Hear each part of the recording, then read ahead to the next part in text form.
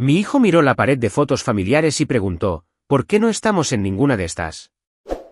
Mi madre sonrió y dijo, solo ponemos a la familia nuclear. Había 19 fotos enmarcadas, y ni una sola era de nosotros. Yo dije, entonces, que la familia nuclear pague sus propias facturas. Y mi madre empezó a gritar. Cuando mi hijo preguntó por qué no estaba en ninguna de las fotos familiares, yo ya sabía hacia dónde se dirigía esto.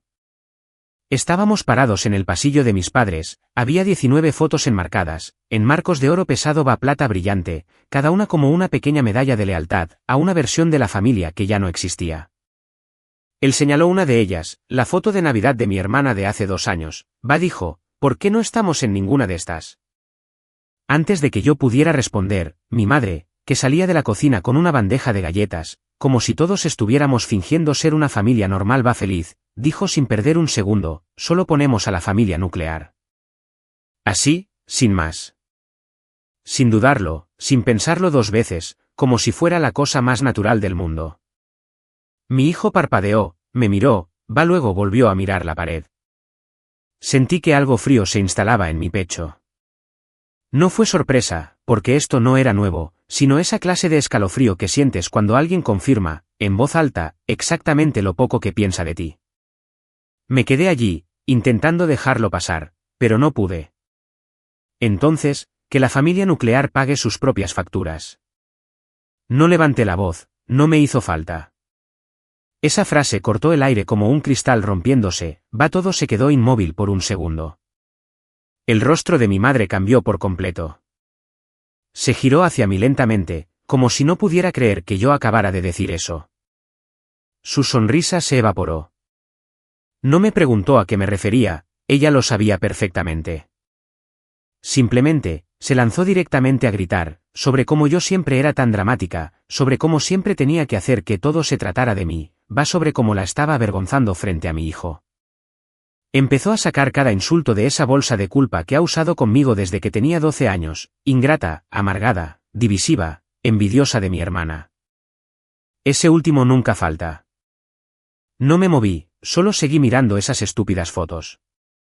Mi esposo sacó a nuestro hijo afuera sin decir una palabra, él sabe cuándo hay que salir de la zona de explosión.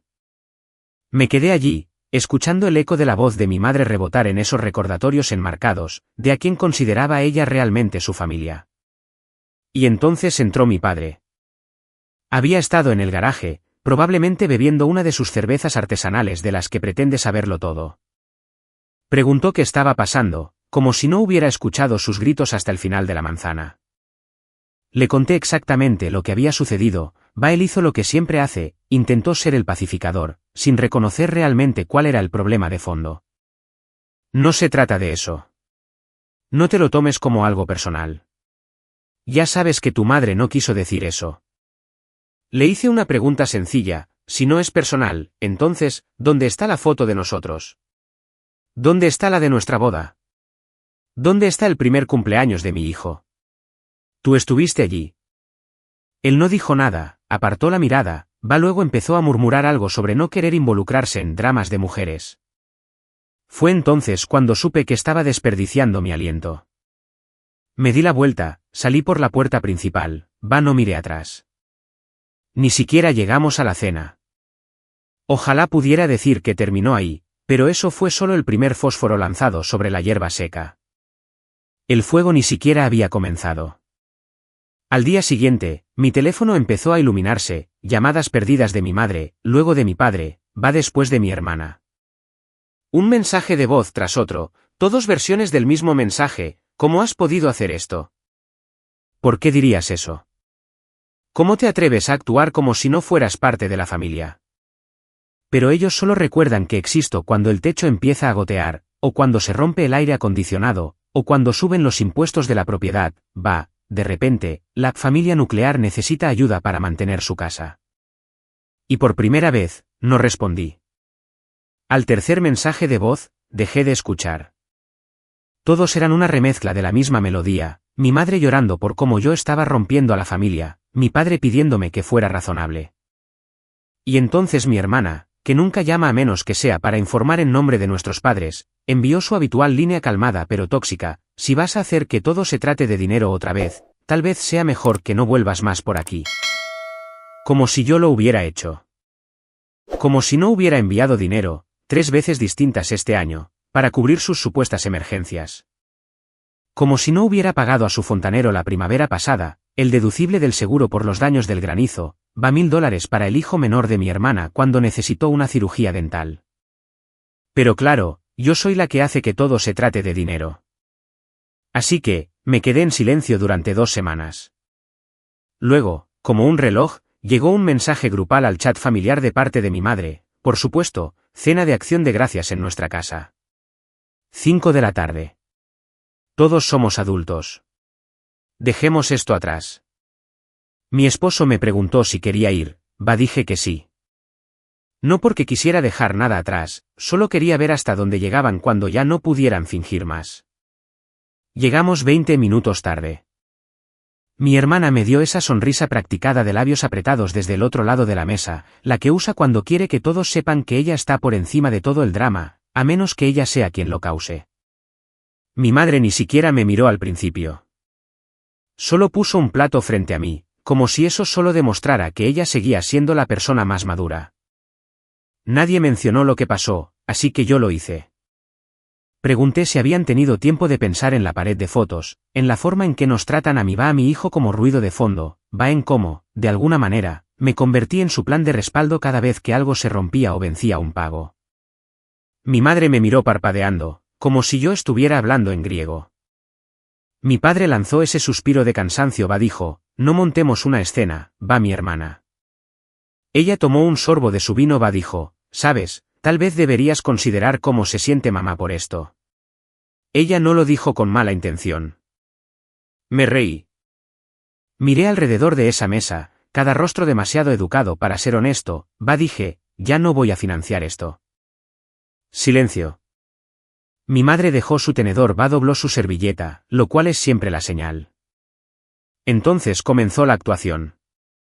Empezó con un tono suave, decepcionado, como si yo hubiera reprobado un examen final sobre cómo ser una buena hija. Luego escaló, después de todo lo que hemos hecho por ti, después de toda la ayuda que te dimos cuando volviste de California. Siempre vuelven a esa única vez que pagaron por algo hace 12 años. Mi padre intervino después, actuando como si fuera Suiza. Él no gritó, nunca lo hace. Simplemente me apuñaló con frases pasivas como, has cambiado mucho. Parece que el dinero se te ha subido a la cabeza. Y luego mi hermana intervino, por supuesto, debe ser agotador pensar que todo el mundo quiere usarte. Esa fue la gota que colmó el vaso.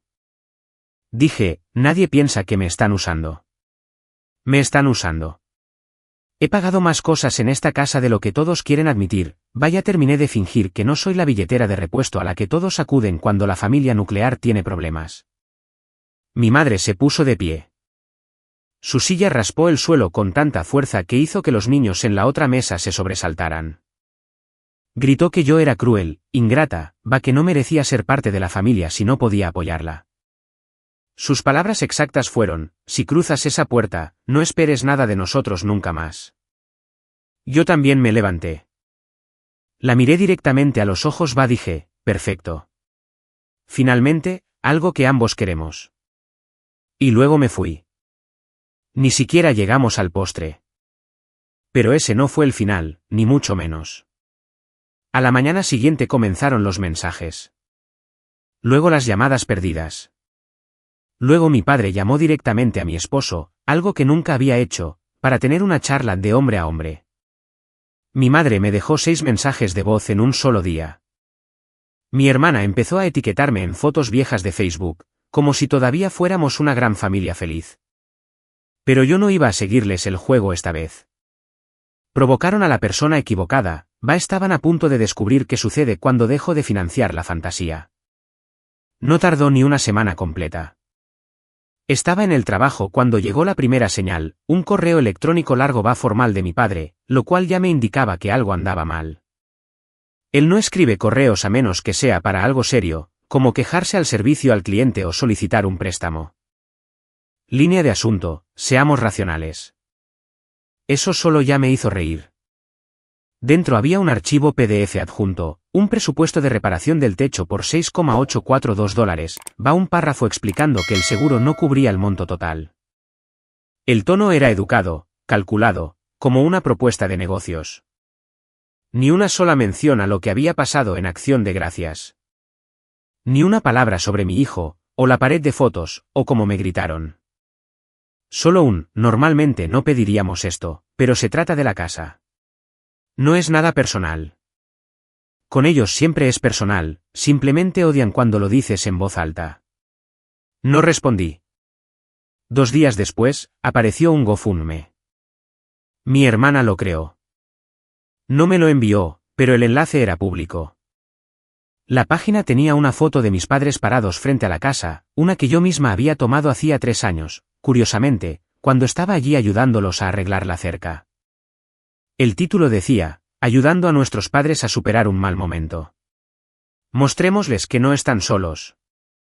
Bajé en la página vi frases como, ellos han sacrificado tanto por nosotros, nunca piden ayuda, pero ahora nos necesitan. Por favor, pongan su granito de arena. Luego vino el golpe bajo, estamos haciendo todo lo que podemos, pero desafortunadamente, no todos los miembros de la familia han dado un paso al frente. Algunos han elegido la distancia sobre el amor. No necesité adivinar a quién se refería.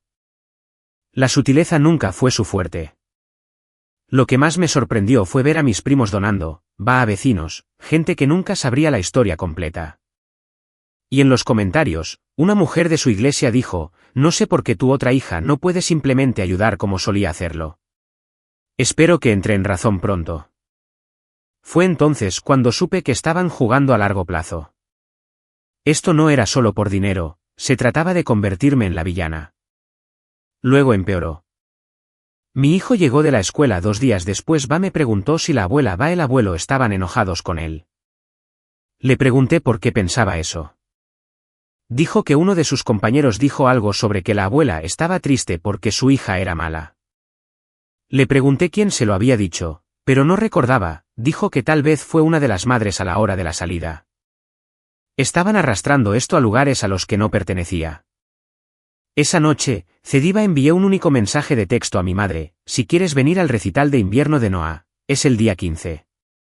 Eres bienvenida si puedes mantener el enfoque en él. Ella no respondió.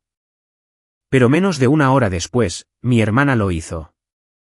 Párrafos enteros.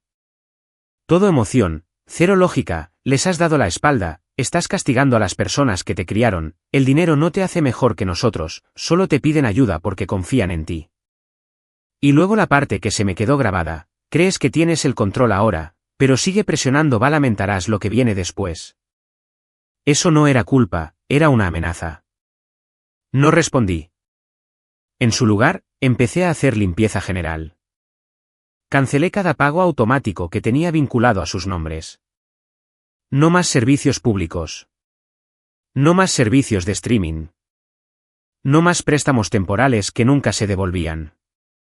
Me salí de la membresía compartida de Costco, cancelé el plan familiar de AAA, me eliminé de los contactos de emergencia en la oficina de su médico. Se dieron cuenta rápido. 3 días después, mi padre intentó entrar en una vieja cuenta conjunta que habíamos abierto hace años, cuando estaban refinanciando su coche. En aquel entonces, me ofrecía ser aval porque su crédito estaba por los suelos. No había tocado esa cuenta en una eternidad, pero él intentó acceder. El banco lo detectó, me llamó. Cerré la cuenta en menos de 1 hora. Esa noche empezaron las llamadas, números desconocidos, números bloqueados, luego un mensaje de un número que no reconocí, ya has dejado claro tu punto. Ahora solo estás siendo vindicativa. Nunca lo firmaron, pero sabía exactamente quién era.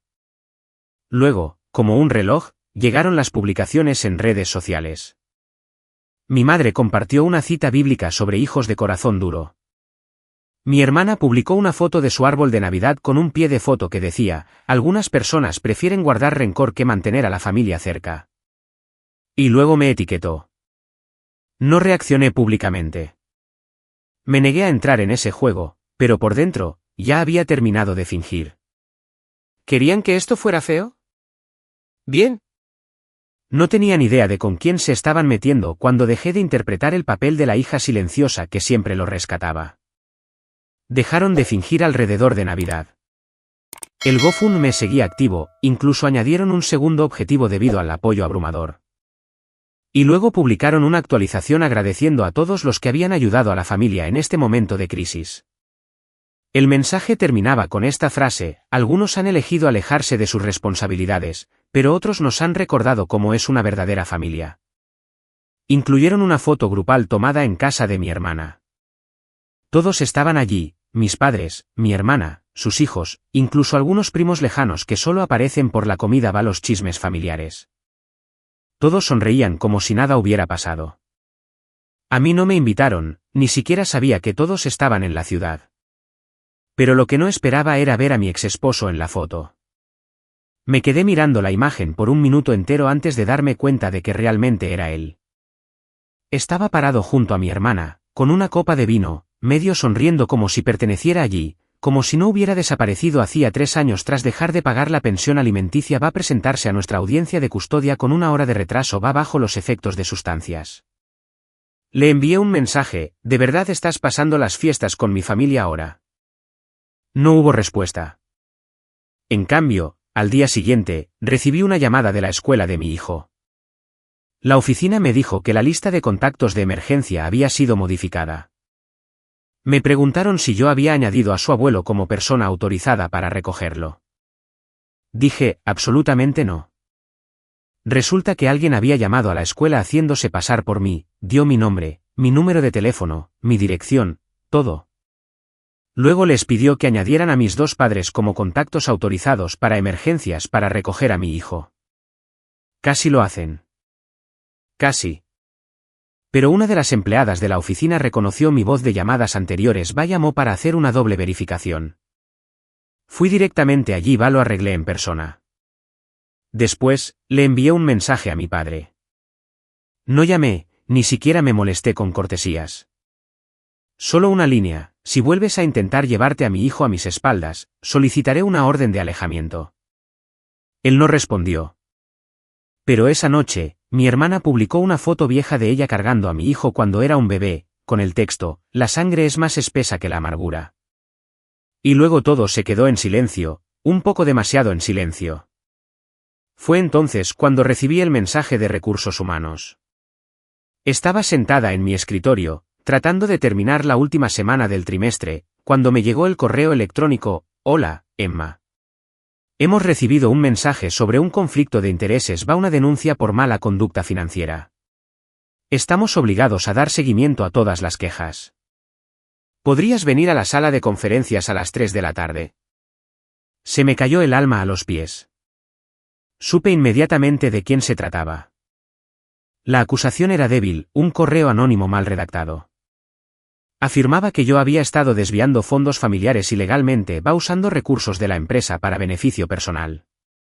Incluso adjuntaron capturas de pantalla de mi historial de Venmo, recortadas fuera de contexto.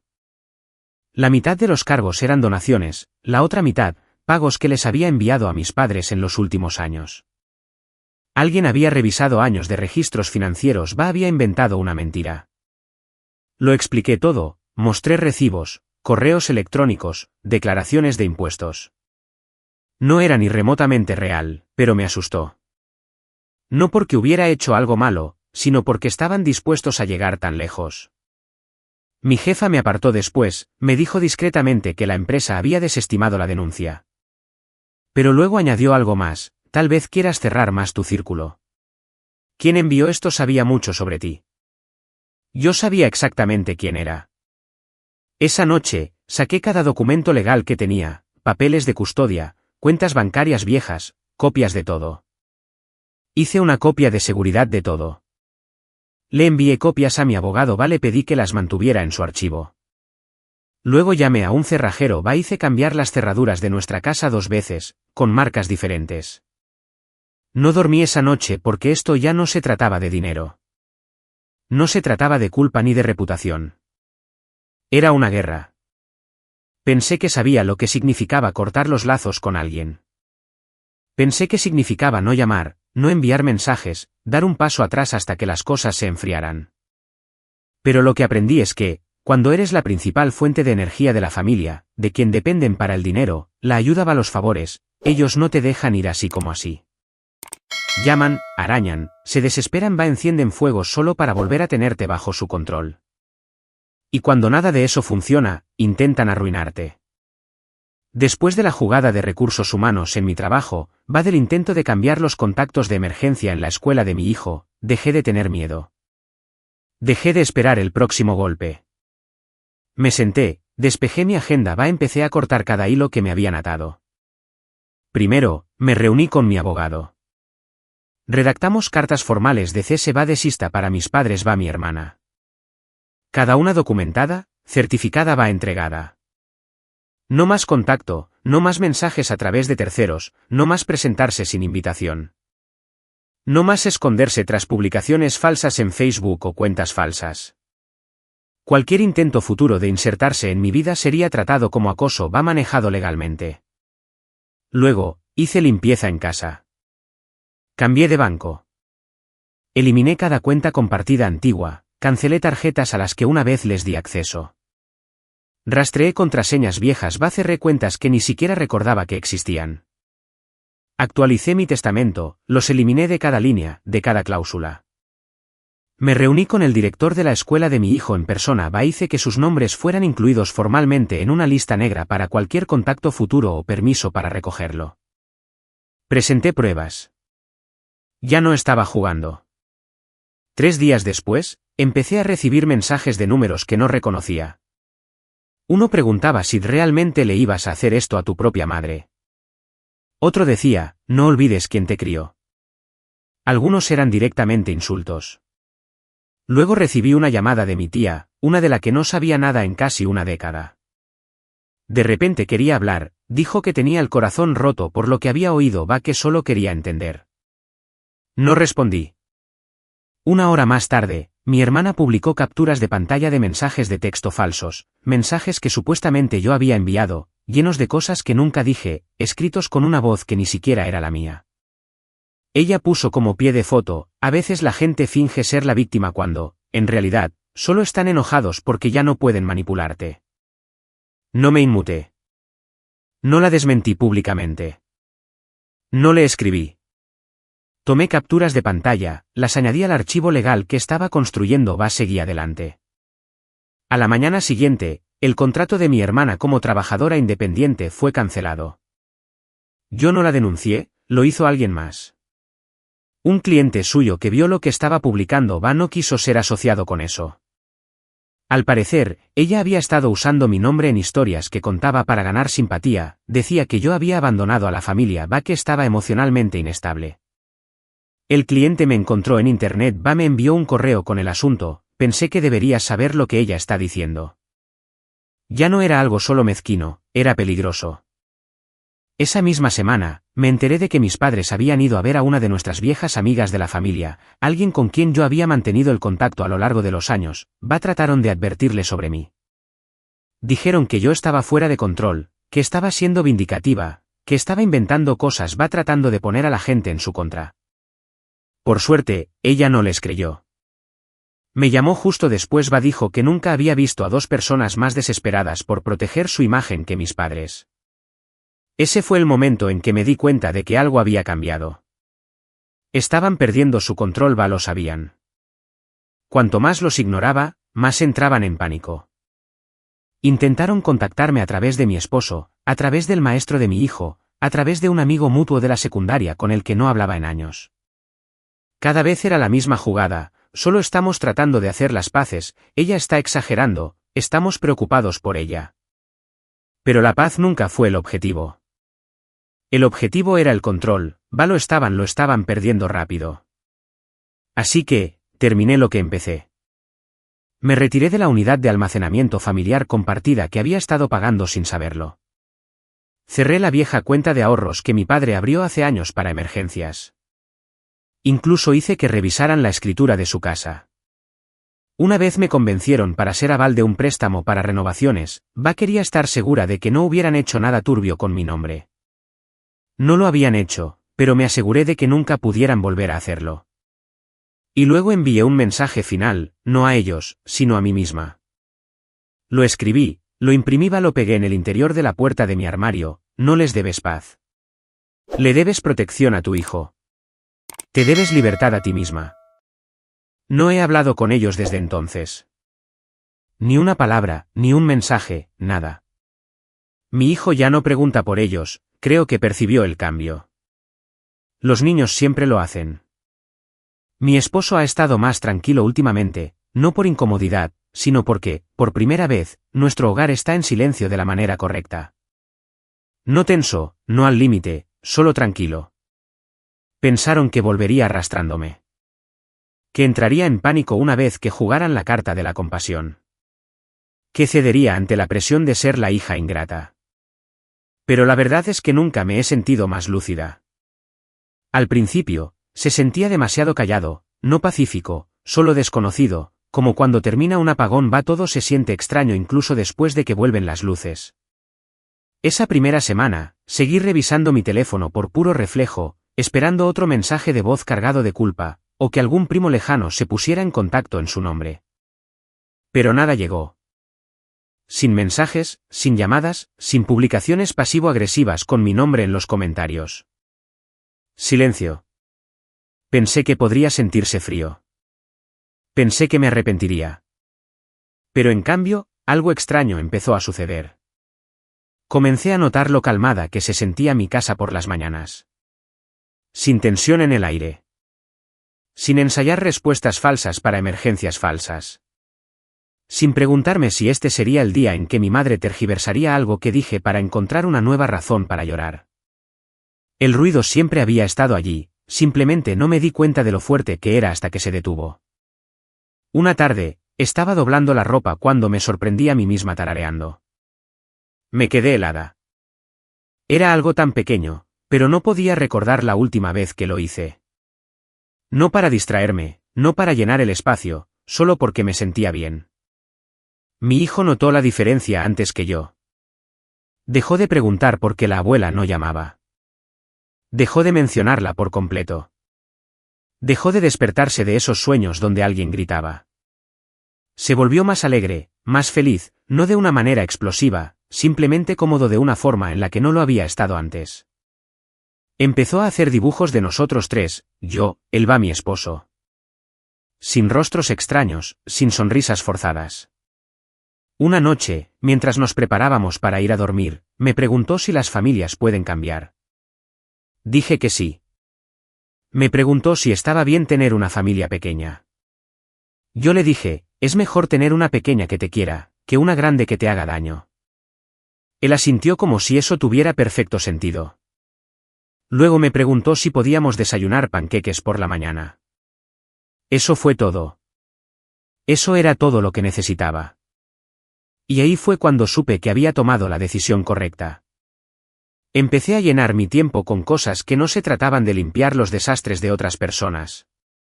Retomé el contacto con una vieja amiga a la que no había visto en 5 años, alguien de quien me distancié porque mi familia no la aprobaba. Almorzamos. Ella me abrazó como si no hubiera pasado el tiempo, no hizo preguntas que yo no quisiera responder. Recibí un ascenso en el trabajo de manera discreta. Sin grandes anuncios, sin fotos grupales, solo un cargo más alto, un salario mayor, el reconocimiento de personas que realmente me respetaban. Mi jefe dijo, has estado más enfocada últimamente. Como si te hubieras quitado un peso de encima. Tenía razón. Mi esposo también ha estado diferente, más relajado. Nunca lo dijo directamente, pero sé cuánta presión sentía al verme ser despedazada por personas que decían amarme. Ahora no se ve preocupado cuando recibo una llamada telefónica. No se queda cerca expectante cuando reviso el correo. Ambos sabemos que no van a ser ellos. Hace unas semanas, mi hermana lo intentó de nuevo. Envió un mensaje a través de un amigo mutuo, alguien con quien apenas hablo ya. Dijo que quería aclarar las cosas, va a ser civilizada por el bien de los niños. Me quedé mirando el mensaje por mucho tiempo. Y luego bloqueé al amigo, no por rabia, sino por pura claridad. No queda nada que aclarar. Ya no estoy enojada. No camino con esa sensación de opresión en el pecho. No estoy tratando de hacer que entiendan. Lo he dejado ir en el sentido real, no en la versión de cliché. El verdadero dejar ir es cuando dejas de vigilar la puerta porque finalmente le echaste la llave para siempre. No pienso en si hablan de mí. Sé que lo hacen. No importa. Perdieron el acceso a mi vida, lo más importante, perdieron a la versión de mí que necesitaba su aprobación. La pared de fotos familiares no existe en mi casa.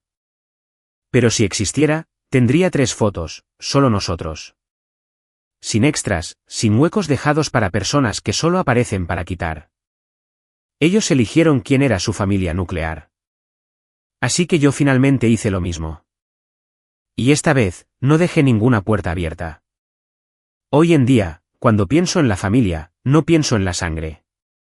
Pienso en la seguridad, en quien aparece cuando no se le debe nada, en quien protege tu paz en lugar de castigarte por ella. Y por primera vez, no me siento culpable por desear eso. Me siento libre.